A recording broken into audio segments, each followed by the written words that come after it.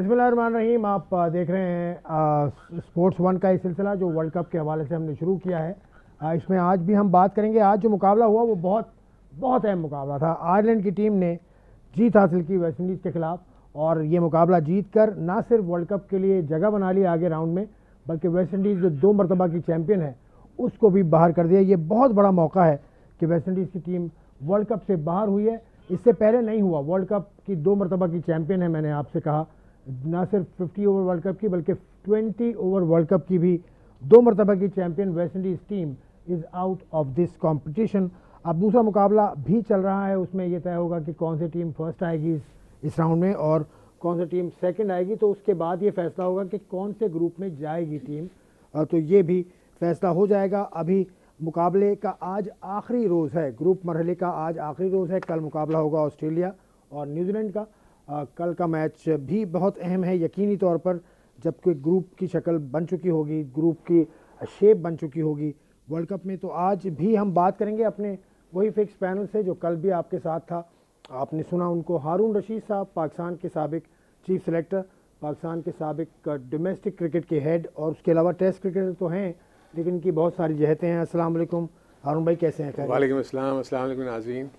खैरियत से। अच्छा, इनके साथ मेरे साथ मेरे दोस्त हैं बदिउज़्ज़मा, वो भी रोज़ाना होते हैं, वो भी रोज़ाना खबरें लाते हैं। आज वो खबर भी लेकर आए थे जो कि अब लेट हो चुकी है लेकिन उसकी अपडेट मैं इनसे लूँगा। बादल बदी, अस्सलाम वालेकुम, कैसे हो? खैरियत से? कैसे हैं आप? शान मसूद की क्या खबर है भाई? आसिफ भाई, शान मसूद की प्रैक्टिस सेशन हो रहा था। आज पहला प्रैक्टिस सेशन पाकिस्तान ने मेलबर्न में किया, तो वहाँ पर प्रैक्टिस सेशन के दौरान जो है वो फास्ट बॉलर की गेंद उनके सर पर लगी है, तो वो उनको फौरी तौर पर वहाँ से जो है अस्पताल में मुंतकिल किया गया है। अभी उनके टेस्ट वगैरह हो रहे हैं। हमारी जो उनके मैनेजर से बात हुई है तो टेस्ट वगैरह जो हैं उनके हो रहे हैं, एहतियातन टेस्ट किए जा रहे हैं कि कोई ज़्यादा सीरियस चोट तो नहीं है, लेकिन उनको चोट लगी है जिसकी वजह से वो ग्राउंड में बैठ गए थे, तो वहाँ से उनको बाहर लिया जाया गया था। तो ये पाकिस्तान के लिए एक नुकसान हो सकता है क्योंकि फ़खर पहले ही जो है वो 50-50 है कि वो भारत के खिलाफ खेलेंगे या नहीं खेलेंगे। तो फिर नंबर 3 के लिए आपको तो काफ़ी ये तो इन्होंने तो आगे की बात कर गए। ये तो समझ रहे हैं कि शान मसूद शायद नहीं होगा, ऐसे ही मैं कह रहा हूँ। नहीं, एक्चुअली स्कैन्स देखें अब, क्योंकि एक सर्टन रूल्स जो हैं वो इम्प्लीमेंट हो चुके हैं कि जब भी हेड इंजरी होगी या कोई भी चीज़ चोट लगेगी तो उसको प्रिकॉशनरी आपको स्कैन्स के लिए भेजना है और ये देखना है कि उसके इम्पैक्ट क्या हुआ है। एक्चुअली वो बैटिंग नहीं कर रहे थे, वो खड़े हुए थे साइड पे। नवाज़ ने जब शॉट मारा वो लग के, क्योंकि उन्होंने हेलमेट वगैरह तो नहीं पहना था जब फील्डिंग जब कर रहे होते हैं, तो वो उनके सर पे बॉल लगी है जिससे वो थोड़ा सा डिस्टर्ब हुए। लेकिन आई होप इंशाल्लाह, मुझे उम्मीद है कि ऐसा कोई ऐसी मैं देख रहा था इसी क्लिप में ये नज़र आ रहा था कि पाकिस्तान के जो कोचेज हैं वो एक तरफ खड़े हुए गुफ्तगू कर रहे थे और ये लड़के इस तरफ कर रहे थे। तो ये कोचेस का उसमें क्या रोल होता है? क्या नज़र रखनी चाहिए उनको? देखिए, एक्चुअली होता ही है कि तो ऐसी चीज़ है क्योंकि नेट तो आपको पता है कि चारों तरफ से कवर्ड होता है, तो यानी वो जो शॉट्स लगते हैं वो नेट से रुक भी जाते हैं। तो जो कोचेज़ होते हैं, जो बाकी टीम के मेंबर्स होते हैं, वो नेट्स के पीछे ही खड़े हुए होते हैं। लेकिन प्रॉब्ली ये शॉट जो मारा वो इंटेंशनल वहाँ नहीं जाना था जहाँ वो गया, क्योंकि वो गेंद बल्ले पे लग के और वो जो है वो उनको लग गई।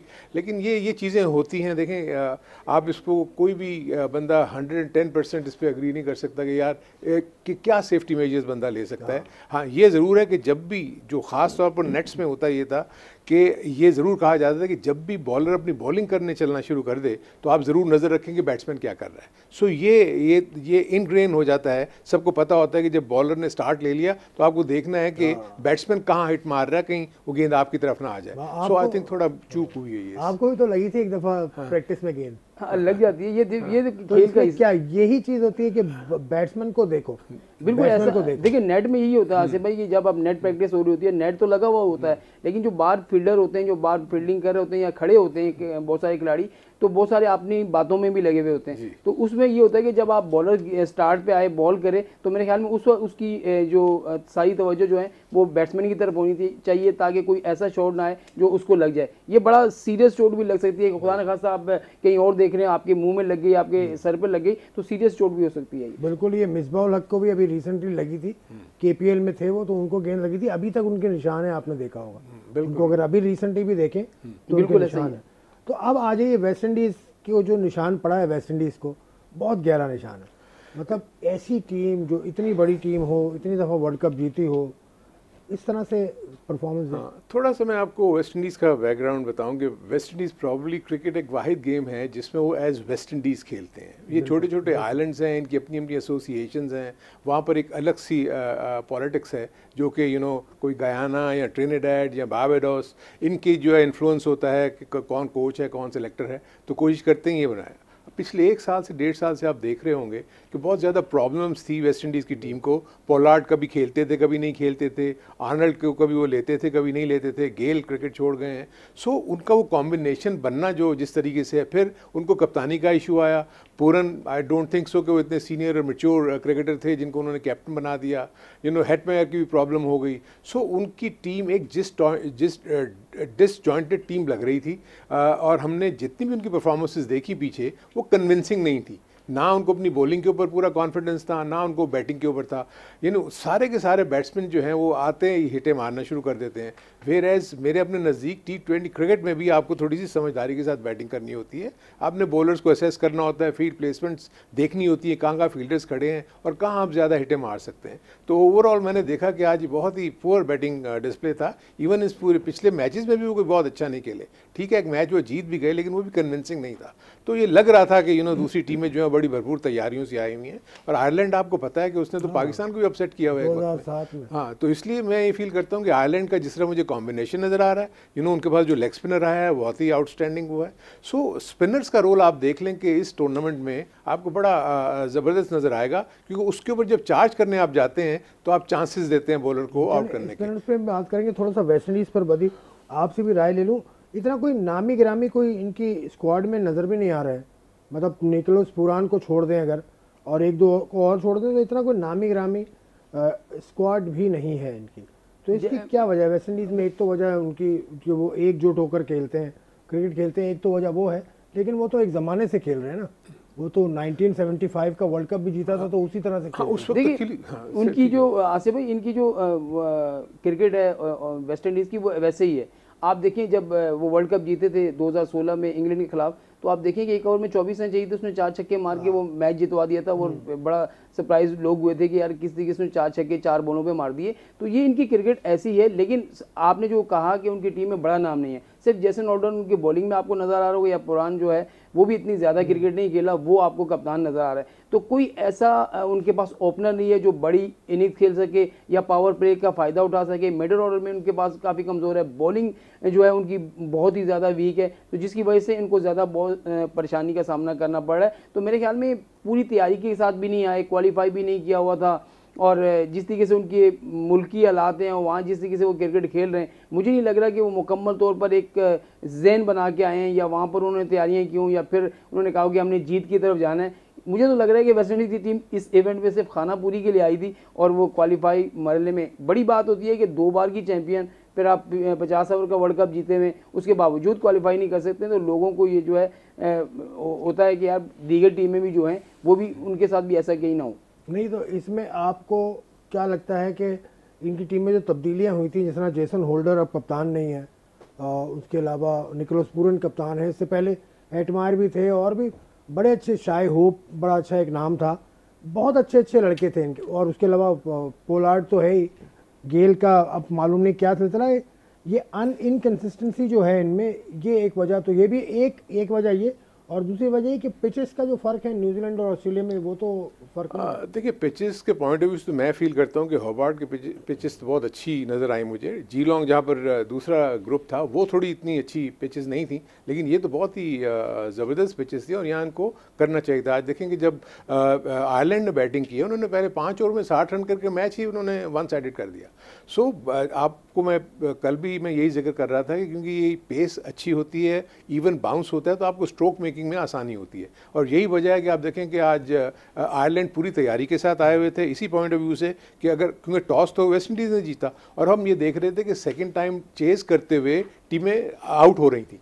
तो वेस्ट इंडीज़ के जहन में यही होगा कि हम एक अच्छी विकेट के ऊपर टॉस जीत के हमको 160, 70, 80 लगा दें और उसके बाद हम उसको डिफेंड करेंगे। लेकिन आई थिंक उन्होंने बहुत उम्दा बॉलिंग करके, और जैसे अभी वदी ने बताया कि yes bits and pieces players उनके पास हैं, वो प्लेयर्स जिसको आप जब अपोनेंट्स आप देख रहे होते हैं कि हमारे सामने कौन सी टीम है, तो बाकायदा उसको वे करते हैं कि यार ये प्लेयर कैसा है, ये कैसा है, ये कैसा है। तो एज सच फियर फैक्टर जो है मेरे नज़दीक नज़र नहीं आ रहा था कि वेस्ट इंडीज़ का कौन सा प्लेयर जो है वो इनको थ्रेट करेगा। सो जब ऐसी टीमों के साथ आप खेलते हैं तो आपका कॉन्फिडेंस वैसे ही बढ़ा हुआ होता है, और ख़ास तौर पर जो क्वालिफायर्स होते हैं जैसे आयरलैंड या स्कॉटलैंड, इन्होंने अपने आप को मनवाना होता है क्योंकि उनको पता है कि इंटरनेशनल क्रिकेट में हमने अगर आना है तो हमको टॉप लेवल के ऊपर क्रिकेट खेलनी पड़ेगी, अदरवाइज हम नीचे ही नीचे खेलते रहेंगे। अब देखिए इनका जो हाल हुआ है वेस्ट इंडीज़ का, उस पर मज़ीद भी हम बात करेंगे, मज़ीद भी हमें बातें करनी है, लेकिन थोड़ा सा आयरलैंड की तरफ आ जाते हैं।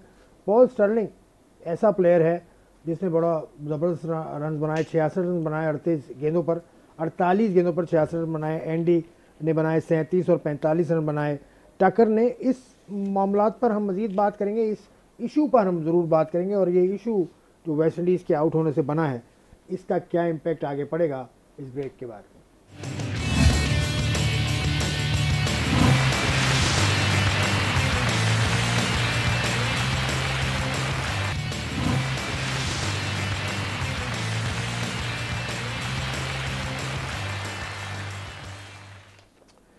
Welcome back to sports one special. मेरी टेबल आप देख रहे हैं भरी भरी है, लेकिन ये भी हमारे प्रोग्राम का हिस्सा है ये सारी चीज़ें। तो अब हारून भाई आपकी तरफ मैं दोबारा आता हूँ।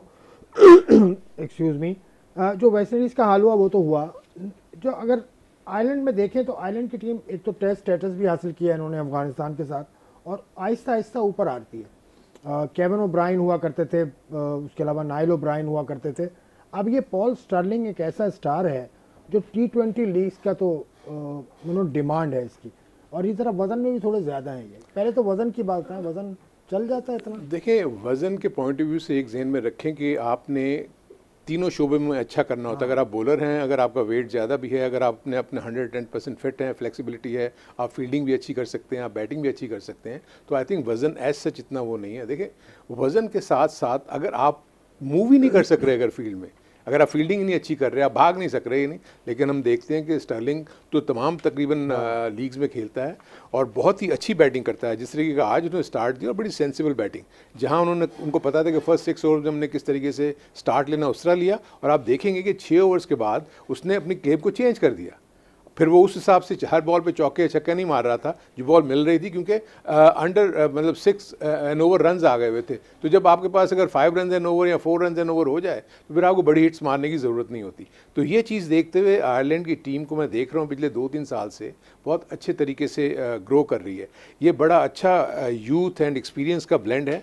आप देखेंगे चंद यंग क्रिकेटर्स उनमें टीम में आए हैं, जिसमें ये कि फास्ट बॉलर भी उनके पास अच्छे आ गए हैं, उसके साथ साथ स्पिनर्स बहुत अच्छे आ गए हैं। सो मेरे अपने नज़दीक इस टीम को ये जिस भी ग्रुप में जाती है, क्योंकि इसका फैसला होना है कि नंबर 1 या नंबर 2 कौन फिनिश करेगा और कौन किस ग्रुप में जाएगा।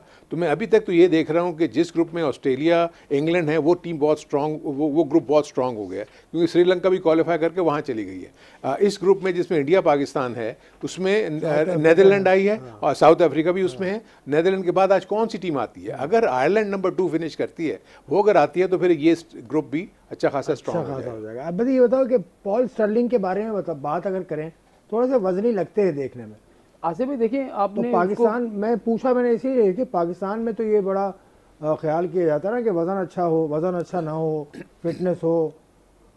क्या चीज़ ज़रूरी है? फिटनेस ज़रूरी है या गेम ज़रूरी है जो उसका खास है? देखिए फिटनेस तो आपको चाहिए, लेकिन एक अगर उसका वजन ज़्यादा है और अपनी फिटनेस पूरी दे रहा है, फील्डिंग में आपको जो है वो फील्डिंग अच्छी कर रहा है, उसके अलावा बैटिंग बहुत अच्छी कर रहा है, तो फिर उसमें फिटनेस नहीं देखी जाती। पॉल स्टर्लिंग को आपने यहाँ देखा होगा, जहाँ यहाँ PSL में भी खेलने हैं, तो जिस तरीके से उन्होंने बैटिंग की, जिस तरीके से उन्होंने फील्डिंग की, ये नहीं कि हमारी तरह एक फील्डर जो है वो फील्डिंग सही नहीं कर रहा तो या तो हम उससे फाइन लेग में छुपा देते हैं या उसको हम थर्ड मैन पे कर देते हैं। वो यही होता है कि उसका मकसद यही है कि ये फील्डिंग में थोड़ा हल्का है, इसको इन चीज़ों में छुपा दिया जाता है, या कुछ थोड़ा सा वीक होता है तो इन जगहों पे उसको फील्डिंग के लिए रख दिया जाता है। तो पॉल स्टर्लिंग ये है कि उसके पास हर शॉट है।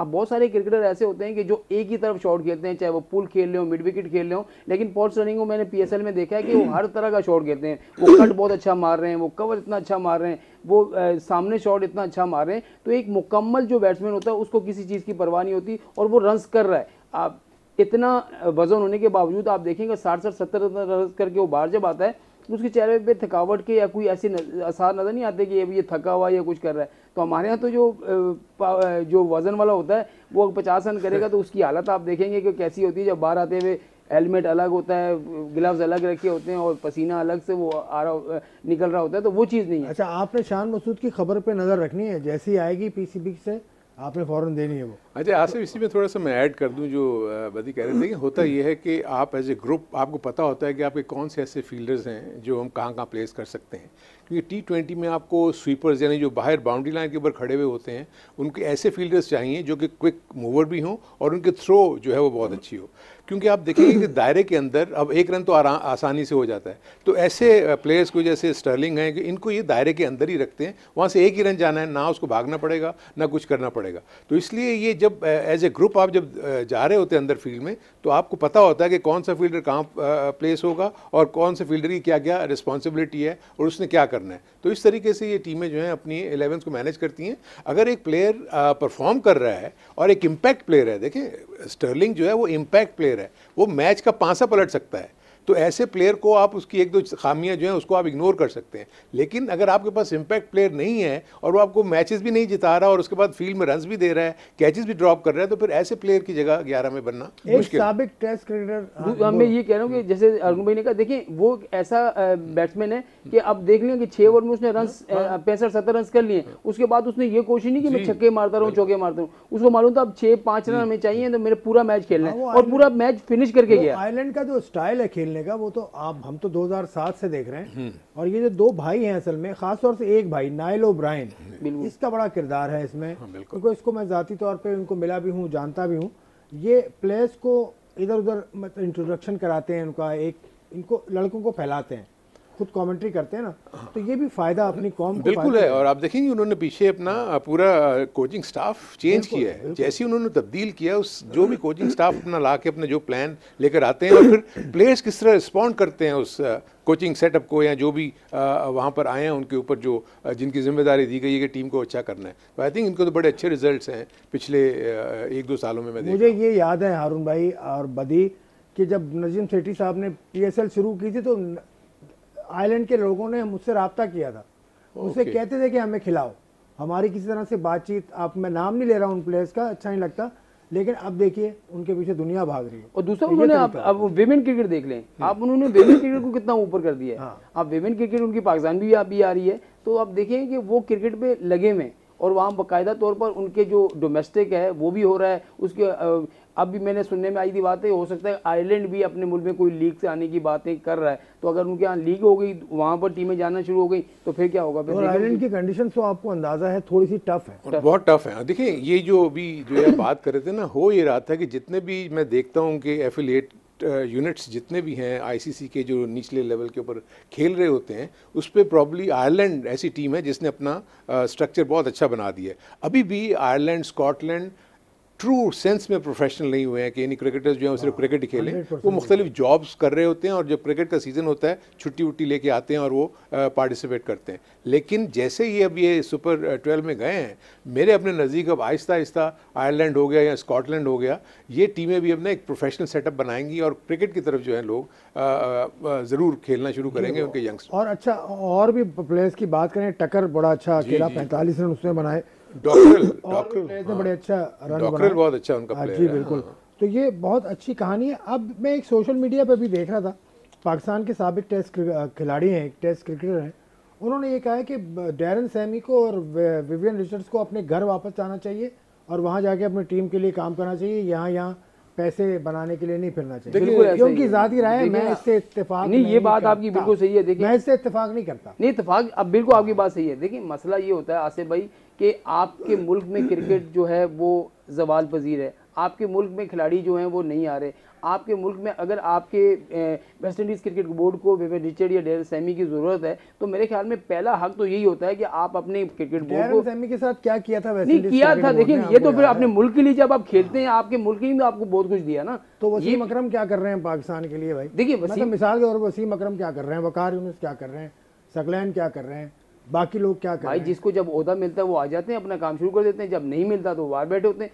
कहने का मकसद है, वकार यूनुस भी आपके 2 से 3 बार बॉलिंग कोच रह चुके हैं, क्यों नहीं 3 बार, अच्छा, दो मैं समझा 2 से 3 मरतबा वो बॉलिंग कोच रह चुके हैं, वो उन्होंने बॉलिंग कोच हेड कोच भी आपके रह चुके हैं, फिर सकलैन भी कर रहे हैं, मुश्ताक अहमद किसने नहीं की, यूसुफ, अभी जावेद भाई जो है उसको आपने जो है ना लीग का इंचार्ज बना दिया, जूनियर लीग का। अच्छा, तो मेरे ख्याल में इनको जाना चाहिए वेस्ट इंडीज के जो, मेरे ख्याल में देखिए पहला हक आपका जिस मुल्क से आप खेलें, जल्दी से बताएं, तो ब्रेक का वक्त है, ब्रेक के बाद ही मैं बात सिर्फ ये करूंगा। बताएं, देखिए वेस्ट इंडीज़ की थोड़ी सी हिस्ट्री आपको देखनी होगी। वेस्ट इंडीज़ का हमेशा प्रॉब्लम रहा है कि उनके टॉप प्लेयर्स के साथ उनकी बोर्ड्स की कभी भी नहीं बनी, बिल्कुल नहीं उठा के आप देख लेंगे जब भी, और यही रीज़न है क्योंकि जब ये इतने बड़े प्लेयर्स जब उनके साथ नेगोशिएट करते हैं तो वो कुछ मामला तय करना चाहते हैं इन टर्म्स ऑफ फाइनेंशियल या कितनी पावर उनको होनी चाहिए।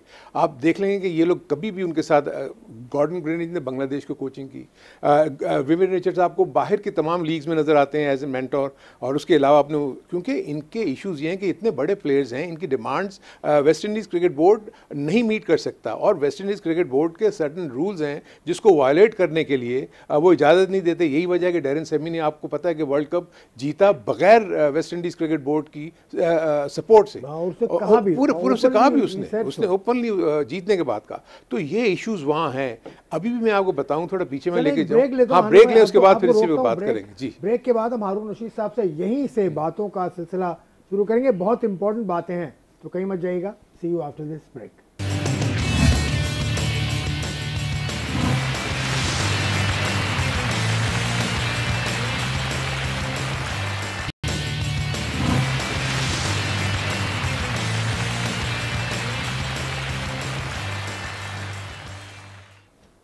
प्रोग्राम का तीसरा हिस्सा है और बात हमारी वही चल रही थी, अभी भी वेस्ट इंडीज़ के हवाले से हम बात कर ही रहे थे।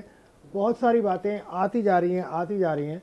तो हारून भाई, मैं आपसे जो बात कर रहा था उसको तो कतई नज़र में रखूं, लेकिन एक छोटी सी बात और मेरे जहन में अभी आई है।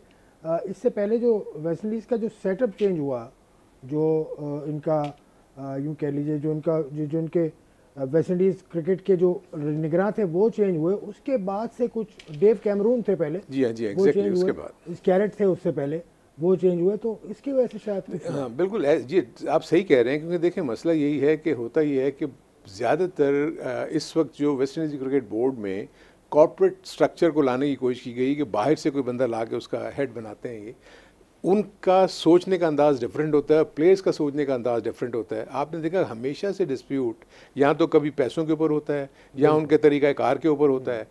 ऐसा नहीं है कि इनके टॉप प्लेयर्स ने इनकी कोचिंग नहीं की।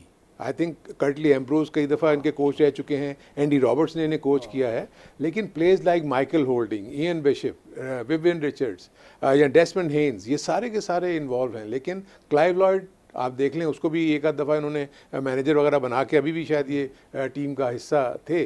सो मेरे अपने नज़दीक ये मसले जो है ना, इन कंट्रीज़ में तो हमेशा से हमें नज़र आए हैं कि कॉन्फ्लिक्ट विद द प्लेयर्स। दूसरे, जैसे मैंने आपको बताया कि आइलैंड्स अलग अलग क्रिकेट खेलते हैं। अगर आप किसी एक, जैसे विवियन रिचर्ड्स एंटीगा से बिलोंग करते हैं, अब एंटीगन जो है वो हर जगह पे जाके, जमैका में भी जाके अपना इन्फ्लुएंस शो करेगा, बारबाडोस में भी करेगा, ट्रिनिडाड में भी करेगा, तो प्रॉब्ली वहाँ के जो टॉप प्लेयर्स हैं वो इस चीज़ को थोड़ा सा मतलब सही नहीं फील करते। तो ये इश्यूज़ की वजह से ही। दूसरा ये हुआ है कि जो वेस्ट इंडीज़ की यूथ है ना, वो क्रिकेट की तरफ ज़्यादा नहीं आ रही, क्योंकि उनको इतना ज़्यादा एक्सेस मिल गया है बास्केटबॉल और ये सारी चीज़ें जो अमेरिका बहुत ही करीब है, और यूएसए में इतना ज़्यादा वो बिल्कुल करीब ही है, तो उनके लोग ज़्यादा, इवन क्लाइव लॉयड का बेटा जो है वो यूएसए में स्टडीज़ करता है और वो बास्केटबॉल खेलता है। सो ये इश्यूज़ डेफिनेटली उनको हैं, टैलेंट इतना अच्छा उनके ऊपर नहीं आ रहा। और भी हम बात करना चाह रहे हैं इस मौजूद पर, ये बड़ा अहम मौजू है कि अगर वेस्ट इंडीज़ की टीम बाहर हुई है तो क्यों हुई है, क्या वजह है। ये अभी रिसेंटली माइकल होल्डिंग ने एक पूरा खिताब किया था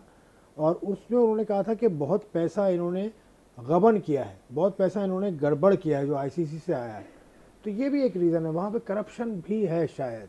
यही आसिफ भाई, दूसरा ये कि जब आप देखें, जैसे अरुण भाई ने कहा कि वहाँ पर आपके पास पीछे प्लेयर्स ही नहीं है, जब प्लेयर्स जब भी आते हैं कि जब आप उनको डेवलप कर रहे होते हैं, जब आप उनकी कोचिंग कर रहे होते हैं, या आपका डोमेस्टिक स्ट्रक्चर जो है बहुत अच्छा होता है, तो फिर आपके पास प्लेयर भी आ रहे होते हैं। तो अब इस T20 वर्ल्ड कप में जो टीम आई है उससे आप अंदाज़ा लगा लें कि उनकी टीम में जो है वो किस तरह की है। तो उनके जो बाकी प्लेयर्स हैं, जैसे इटमायर हो गए, दूसरे बड़े अच्छे प्लेयर थे ये, शायब होप वगैरह, लेकिन जब उनको पता चला मौका नहीं मिल रहा, तो ये बहुत सारे लोग जो हैं वो अपने मुल्क से दूसरे, जैसे अमेरिका में चले जाते हैं, वहाँ पर क्रिकेट खेलते हैं, तो वेस्ट इंडीज़ से ज़्यादा पैसे उनको वहाँ मिल जाते हैं। तो इसलिए वो अब उनमें दिलचस्पी वो चीज़ नहीं रही। एक वो टीम जो जिससे बहुत सारी टीमें कतराती थी, एक पूरा एक अरुण भाई को तो पता है कि जब वेस्ट इंडीज की टीम का मैच होता था तो लोग ये नहीं पूछते थे कि वेस्ट इंडीज आ रहा, बल्कि ये बोलता वेस्ट इंडीज कितने विकेटों से जीता या कितने रन से जीता। हमने खुद भी ये बात सुनी, लेकिन आज वो टीम जो है वो बिल्कुल नीचे आ गई है। तो ये बड़ी अब दूसरे मैच का क्या सूरत हाल है इस वक्त, उससे ग्रुप की पोजीशन का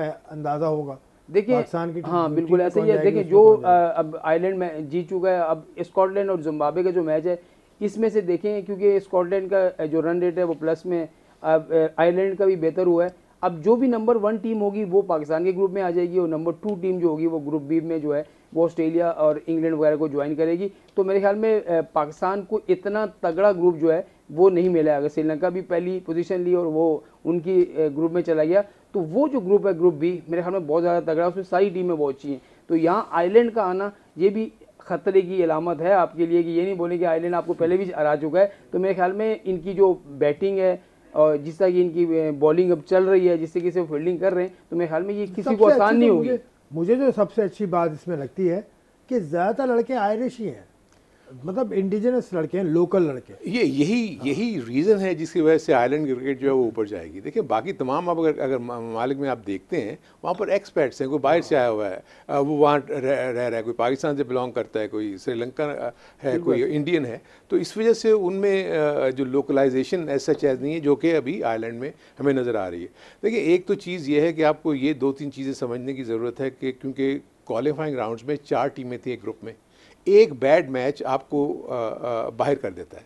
वेयर एज आप जब सुपर 12 में जाएंगे तो आपको 6 टीमों के 2 ग्रुप्स होंगे, तो वहाँ फिर भी आपको कम बैक करने का चांस होगा। 5 मैच मिलेंगे एक टीम को, अगर उसमें से 3 में वो कामयाबी हासिल करती है तो बहुत ज़्यादा चांसेस हो जाएंगे कि वो सेमीफाइनल में क्वालिफाई कर जाए। वेयर एज मैं ये फील करता हूँ कि डेफिनेटली जैसे भी बदी ने बताया कि वो ग्रुप बहुत स्ट्रॉन्ग है, लेकिन पाकिस्तान ऑन पेपर डेफिनेटली, क्योंकि श्रीलंका बुरी टीम नहीं है, ठीक है। अब बैड पैचेस से तो हर कोई गुजरता है। हम वेस्ट इंडीज़ की बात करें, अगर वेस्ट इंडीज़ को भी अगर आप देखेंगे तो 76 से लेकर राउंड अबाउट 80 ऑड्स तक उन्होंने डोमिनेट किया, क्योंकि उस वक्त उनके पास टॉप क्लास प्लेयर्स थे, टॉप क्लास बॉलिंग थी, जिसकी वजह से कोई दूसरी टीमें उनके मुकाबला नहीं कर सकती थी। लेकिन उसके बाद अगर इवन जैसे भी अपने आईसीसी की बात की, आईसीसी ने डेवलप करके दिया उनको जब वर्ल्ड कप हुआ वहाँ पर ग्राउंड्स को, यानी उनके अपने पास रिसोर्सेज नहीं है, कोई भी ग्राउंड ऐसा नहीं है जिसमें फ्लड। और उसका रीज़न यही है कि हमें अच्छी तरह याद है कि जब वहाँ जाते थे तो हमें टोकन मिलते थे लंच करने के लिए, कोई स्पॉन्सर होता था जो वो लंच का हमारा इंतज़ाम करता था टीमों का। सो इससे आप अंदाज़ा लगाएं कि वेस्ट इंडीज़ की टीम की जो वहाँ पर चलाने का अंदाज़ है वो किस तरीके से है। हम एक लाइन में लग के खड़े होकर और लंच टाइम हुआ और लंच लिया करते थे। तो अब हो सकता है हालात चेंज हो गए हों, लेकिन मैं जब लास्ट टाइम अंडर 19 को लेके गया था, जिसमें शाहिद अफरीदी बाद में पाकिस्तान के लिए खेल गए थे, तो वहाँ पर सिचुएशन ऐसी थी। पैसा उनके पास है नहीं, आईसीसी के ऊपर सारा डिपेंड करते हैं। आईसीसी ने पीछे पता नहीं कितने $मिलियन उनको एड किया था इसमें कि उनकी क्रिकेट जो है वो ख़त्म हो रही थी, इंफ्रास्ट्रक्चर डेवलप करके दिया। अब उसके बाद जो मेंटेन करना, पैसा लाना, अब तो वेस्ट इंडीज़ की जो क्रिकेट हुकाम है उन्होंने करना है ना, वो प्रॉब्लम करते रहेंगे, बातें ख़त्म नहीं होंगी वेस्ट इंडीज़ के हवाले से। अब कल मैच है ऑस्ट्रेलिया और न्यूजीलैंड का, कल पहला मैच जो वर्ल्ड कप का होगा वो ये 2 टीम्स के दरमियान है, और अफगानिस्तान का भी मैच है इंग्लैंड से। तो किस तरह से देख रहे हो? ऑस्ट्रेलिया न्यूजीलैंड का मैच तो हमेशा से एक आर्च राइवल हैं, एक ऐसे हैं जो बड़ी टक्कर के मुकाबले होते हैं। ऐसा ही है उनका मुकाबला, जैसे पाकिस्तान और इंडिया का मुकाबला होता है, ऐसे ही न्यूजीलैंड और ऑस्ट्रेलिया के मुकाबले भी होते हैं। लेकिन आसिफ भाई अब लग ऐसे रहा है क्योंकि सिडनी में पिछले हफ्ते से बारिश हो रही है मुसलसल, और ये भी कहा जा रहा है कि मंगल तक जो है वहाँ पर बारिश है, तो हो सकता है कि कल का मैच भी मुतासर हो। तो ये एक क्रिकेट के लिए अच्छी बात नहीं है कि अगर आपका पहला ही बड़ा मैच जो है बारिश से मुतासर हो जाता है, तो ये थोड़ी सी प्रॉब्लम होगी। और दूसरी तरफ पाकिस्तान और भारत के मैच में भी बारिश है, तो वहाँ भी अगर बारिश हो जाती है तो ये एक पॉइंट जो है टीमों के लिए, एक पॉइंट मिलना, ये मेरे ख्याल में सुपर जो 12 मरहला है उसमें आपको शुरू में ही आपको पता चलेगा कि जिस टीम ने बड़ी टीमों से 2 अच्छा, मैच तो जीते। बारिश नहीं होती अगर, तो अफगानिस्तान और इंग्लैंड में किसका पलड़ा भारी? देखिए, ऑन पेपर तो इंग्लैंड की टीम ऑन पेपर बहुत अच्छी है, लेकिन वही बात है कि उनके पास फास्ट बॉलर बहुत अच्छे हैं इंग्लैंड के पास, और इनके पास स्पिनर अच्छे हैं।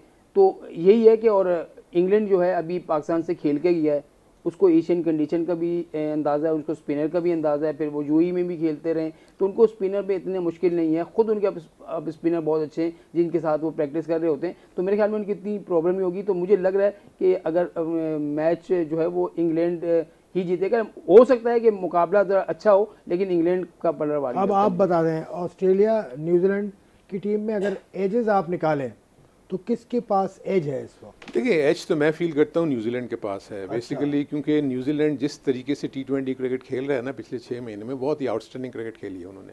ऑस्ट्रेलिया को आप देखें कि वो पैची रहे हैं, अभी तक आप देखें कि आखिरी वक्त तक उनकी बैटिंग ऑर्डर में चेंजेस हो रही थी। कभी मिचेल मार्श को ओपन कराते हैं, अभी तक उनका ओपनिंग जो पेयर है वो सेट नहीं हुआ, फिंच नीचे आके बैटिंग कर रहे थे।